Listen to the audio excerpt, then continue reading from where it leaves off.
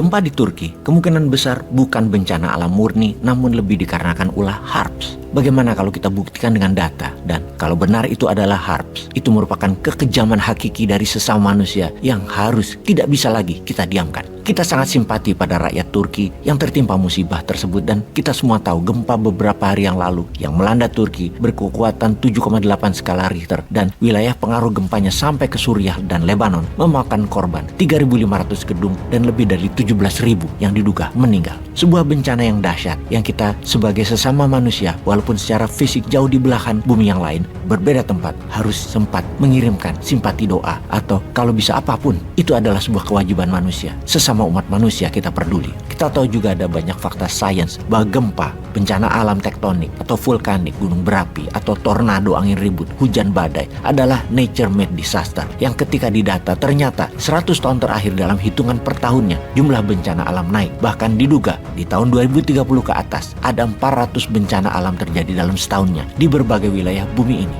Dugaan para ahli lingkungan inilah yang disebut dengan perubahan cuaca karena kerusakan yang dibuat oleh manusia yang dalam jangka panjang berefek berubahnya tatanan cuaca dunia. Digalinya tambang di Kalimantan bisa mengakibatkan longsornya salju di pegunungan Alpen. Siapa yang tahu? Disedotnya minyak di Timur Tengah mengakibatkan kekeringan di Amerika Latin. Manufaktur penghasil karbon di Cina menyebabkan gempa di Indonesia. Semua itu mungkin karena bumi yang disedot dieksplorasi menjadikan benda solid seperti batu bara, nikel yang di perut bumi berubah bentuknya, berubah beratnya, dipindahkan lokasinya, diproses dengan menghasilkan banyak karbon dengan energi panas yang kemudian membuat perputaran bumi ngoplok dan munting karena poros bumi mencari keseimbangan baru. Semua itu mungkin. Sebelum kita melanjutkan, saksikan video ini, yaitu ada hal aneh terjadi di langit Turki tepat sebelum kejadian gempa bumi kemarin. Kita tidak mengatakan ini ada hubungannya, namun kita hanya mencoba mencari koneksinya. Ini masih data mentah. Ekranlarınıza geldi bile. Bu görüntü Bilecik'ten. Güvenlik kamerasının saatine dikkat, 04.08, yani tam da deprem anı. Aynı anda Düzce'nin değişik yerleri ve Zonguldak'ta da benzer görüntüler kayıt altına alındı. Sarsıntıyla beraber bir top ışık hüzmesi belirdi. İşte böyle ve kayboldu. Daha önce başka depremlerde de benzer görüntüler.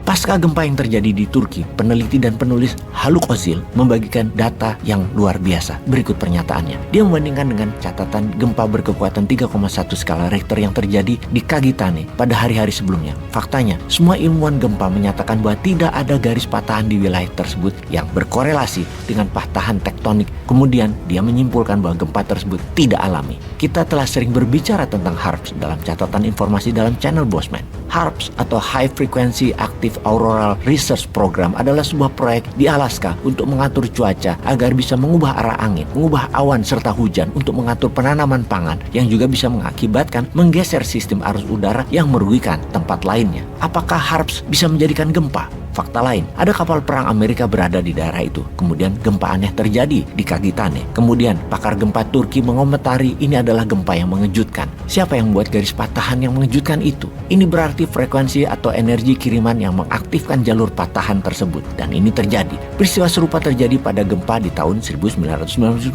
Kapal perang Amerika telah tiba di daerah itu dan gempa bumi menyusul. Apakah benar bisa seperti itu? Gempa bumi di Kagitane setelah gempa Istanbul dan gempa Izmir, terbukti ada kapal perang Amerika yang membawa piringan besar yang tiba di Bosporus. Mirip peristiwa di Kuba beberapa waktu yang lalu, juga kapal perang yang sama ada di sana. Pasca gempa bumi di Kuba, pemerintah Kuba mengklaim bahwa peristiwa tersebut disebabkan oleh kapal HARPS milik Amerika Serikat. Benarkah semua data ini disimpulkan HARPS yang melakukannya? Kita detailkan HARPS. Fitur utama HARPS adalah pemancar frekuensi tinggi yang digunakan untuk mempelajari ionosfer, bagian dari atmosfer atas bumi. Karena asalnya sebagai proyek penelitian militer, maka HARPS telah lama menjadi subjek teori konspirasi. Transmisi frekuensi tinggi yang digunakan HARPS berkaitan dengan interaksi dengan partikel terionisasi elektron di ionosfer di atas ketinggian 100 km dari permukaan bumi. Sementara cuaca yang dialami di permukaan bumi terjadi di troposfer dan di stratosfer hingga ketinggian sekitar 15 km saja. Ini jauh di bawah ketinggian minimum ionosfer. Cuaca di bumi lebih dipengaruhi troposfer dan stratosfer yang didorong oleh efek geofisika, sebagian besar efek pemanasan matahari, jumlah karbon beredar, dan lain sebagainya di radius kurang dari 15 km dari muka bumi ke langit. Jadi Harps di ketinggian 100 km dan alatnya tidak bisa dibawa-bawa dalam kapal induk sekalipun. Jadi pernyataan akan gempa di Turki adalah buatan Amerika, buatan Zionis Israel, buatan Harps adalah misinformasi, adalah hoax. Namun ada fakta di lapangan yang secara geografi di lokasi gempa yang dikatakan tidak ada patahan ternyata benar. Sekarang ada patahan, sekarang ada patahan tektonik baru. Ini membuktikan bumi kita ini sedang sakit dan tidak sedang baik-baik saja. Karena ulah manusiakah sehingga alam marah? Pray for Turkey. Peace.